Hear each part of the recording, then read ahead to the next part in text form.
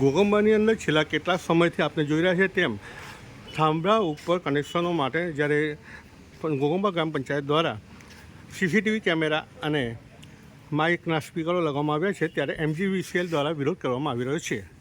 અને તેના અનુસંધાનમાં આજે ઘોગંબા ગ્રામ પંચાયતના સરપંચ તેમજ સભ્યો તમે જોઈ શકો છો તે રીતના આજે ભૂખ હડતાલ પર ઉતર્યા છે.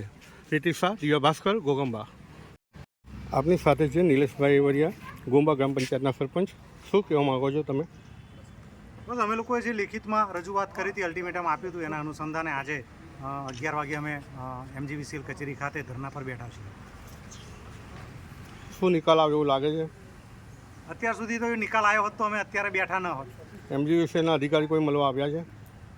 એ લોકો બસ ખોટી વાતો કરવાની છે, એમને ટાઈમ પાસ કરી રહ્યા છે. બાકી એમને કોઈની અત્યારે ઈચ્છા નથી કે આ વસ્તુનું નિરાકરણ લાવે.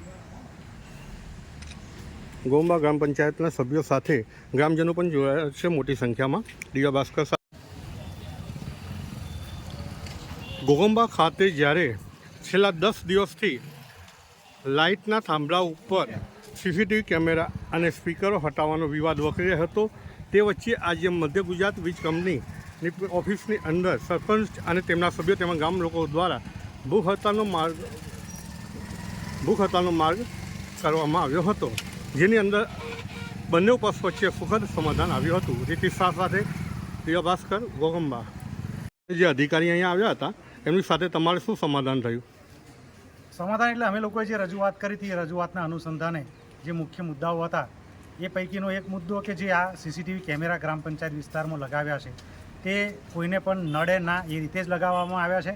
અને એ કેમેરા સાર્વજનિક હેતુ માટે છે, જાહેર જનતાની સુવિધા માટે છે, અને કેમેરા ના હટાવવા જોઈએ. જે બાબતે આજે MGVCLના ઘોગંબા સબ ડિવિઝનના જે ડેપ્યુટી એન્જિનિયર સાહેબ છે એમણે એ વસ્તુને સ્વીકારી છે કે હા, હવે અમે કેમેરા હટાવવાની જરૂર અમને લાગતી નથી. એની સાથે કેટલાક એવા લોકો કે જેમને આ વિષય સાથે કોઈ મતલબ નથી, પરંતુ વ્યક્તિગત દ્વેષભાવને લઈ અને આખી વાતને ગેરમાર્ગે દોરી અને MGVCLના જે અધિકારીઓ છે એમને પણ ગેરમાર્ગે દોરીને આખા પ્રકરણને જે ઊભું કર્યું છે એવા લોકોની સામે કાર્યવાહી કરવામાં આવે. અને એમાં પણ સાહેબે અમને કહ્યું છે કે એવા જે લોકો છે જવાબદાર એ લોકોની સામે અમે કાર્યવાહી કરીશું. વધારામાં અત્યારે MGVCLએ લાઇન મેન્ટેનન્સ માટે જે FRTની ટીમો દરેક જગ્યાએ મૂકી છે, એ FRTની ટીમોને સ્પેશિયલી એક લેડર વ્હીકલ આપવામાં આવ્યું છે. અને જે વ્હીકલ ઉપર નિસરણી મૂકેલી છે, જ્યારે પણ એમને મેન્ટેનન્સ કરવાનું હોય, રિપેરિંગ કરવાનું હોય, ત્યારે એ લોકોએ આ નિસરણીનો ઉપયોગ કરવાનો હોય છે. તેમ છતાં આ FRTના લોકોએ થાંભલા પર ચડવામાં અગવડ પડે છે એમ કરી અને આખા વિવાદને ઊભો કર્યો હતો. એ વિવાદ અત્યારે અહીંયા પૂરો થાય છે. ગ્રામ પંચાયત દ્વારા આજે જે લોકો અહીં બેઠા છે એમનો જે પ્રશ્ન હતો એ બાબતે આપનું શું કહેવું છે? ગ્રામ પંચાયત બાબતે મારે ખાલી એટલું કહેવું છે કે 18/9/2025ના રોજ અત્રેની કચેરીથી સરપંચ શ્રી ગ્રામ પંચાયતને નોટિસ આપેલ કે વીજળીના થાંભલા ઉપર ગેરકાયદેસર રીતે ફિટ કરવામાં આવેલા માઇક કેમેરા સેટ એ હટાવી બાબતની નોટિસ આપેલ હતી. જેના અનુસંધાને આજરોજ સરપંચ સહિતના આગેવાનો, મહિલાઓ ઓફિસે આવે અને આ બાબતનો ખુલાસો નિરાકરણ લાવવા માટે, સમાધાન કરવા માટે ભેગા થતા છેલ્લે હમણાં એવી ચર્ચા થઈ કે સરપંચશ્રીનું એવું કહેવું હતું કે અમે જે કેમેરા ફિટ કર્યું છે જાહેર જનતા માટે, પબ્લિક માટે ફિટ કરેલ છે, તેથી કોઈને અડચણરૂપ થતું નથી.